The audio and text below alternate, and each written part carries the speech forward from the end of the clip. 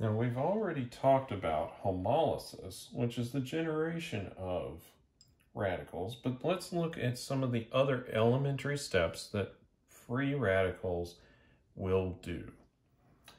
And the first one is really the kind of the opposite of homolysis, which is radical coupling.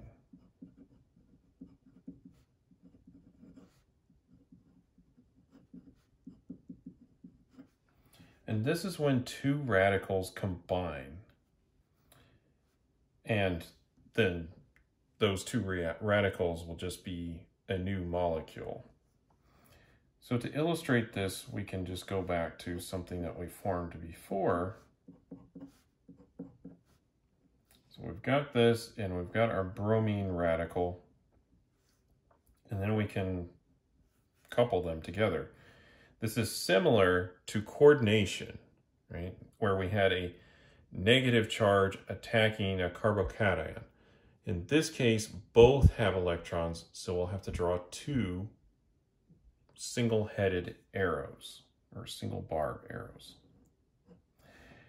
And it always looks maybe perhaps a little weird at first because you're just kind of drawing them into space here, but the space in between these two. And when you do that, we'll form a new sigma bond there.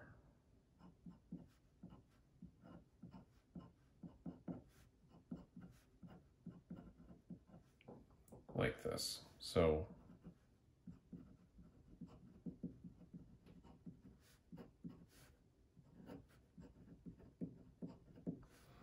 we make a new sigma bond. Now, another important thing about this is it essentially has no energy barrier.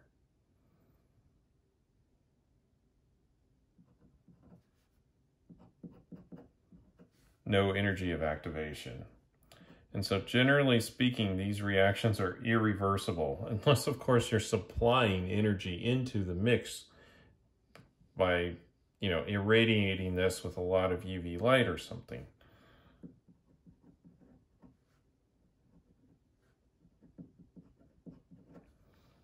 Another thing that we could call this is a termination step. More on that later. There's also something that's similar to an SN2. This is an SH2, or a substitution homolysis bimolecular reaction.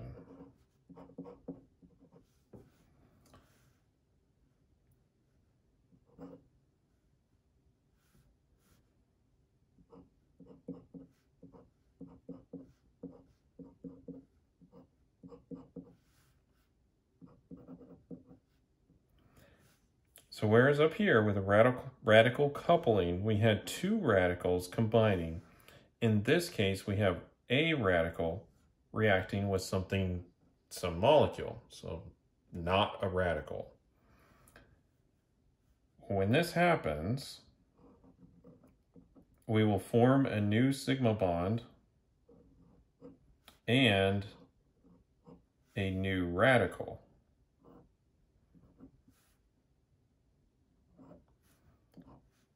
Now this generates another radical from a radical, and so that would be a propagation. This is a termination step because it takes two radicals and gets rid of them and makes a bond. And so then other radical reactions would cease. In this case, we can continue to do radical reactions because we've generated a new radical plus made some kind of product here. This is also called hydrogen atom abstraction in this case.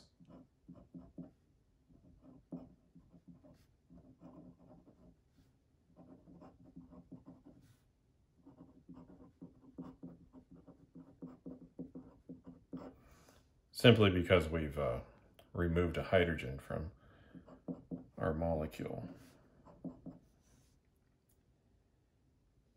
It is also possible for this reaction to occur from our species that we just generated here. So let's look at just another reaction. Well, let's say we have some bromine in the solution.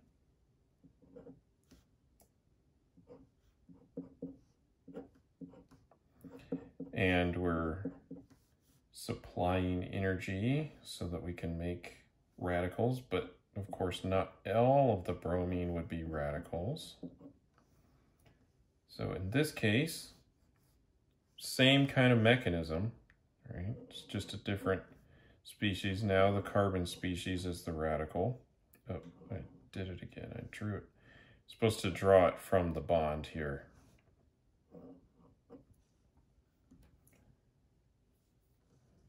All right. And in this case, we will form, say, some product molecule. Bromomethane or methyl bromide.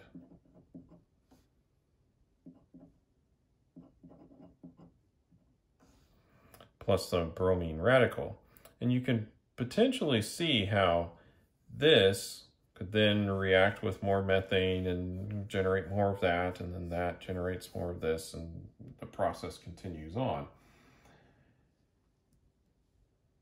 And then now we have one more kind of reaction to go over, and it's radical addition.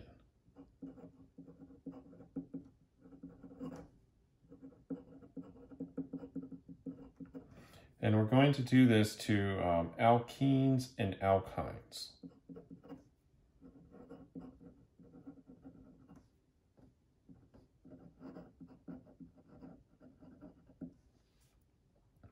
So both of these are quite similar in process. So we have some double bond here, and we have a radical. And the radical is electron poor. It has 7 valence electrons on it, and it would like to have an octet. It doesn't.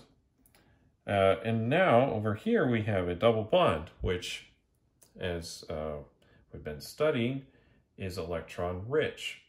So these two can combine. So there's that side and then that side. And then what will happen is this bond right here will then generate a radical on the carbon that the initiating radical is not going to be attached to. So let me just draw it and you'll see. So radical ends up on this carbon.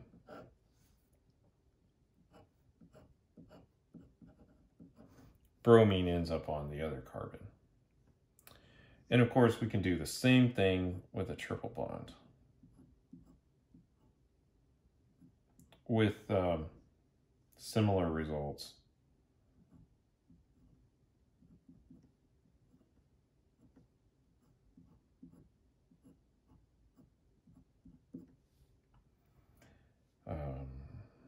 Now we just need a radical.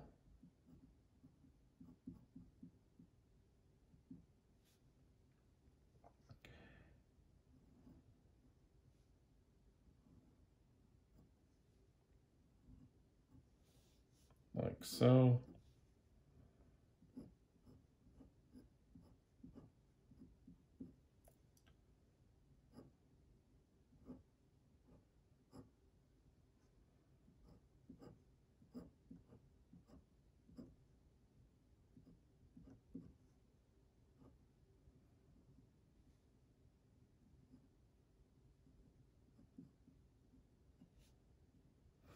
And again, the radical will end up on the carbon opposite the one that formed the new bond with the initial radical species, the attacking radical species.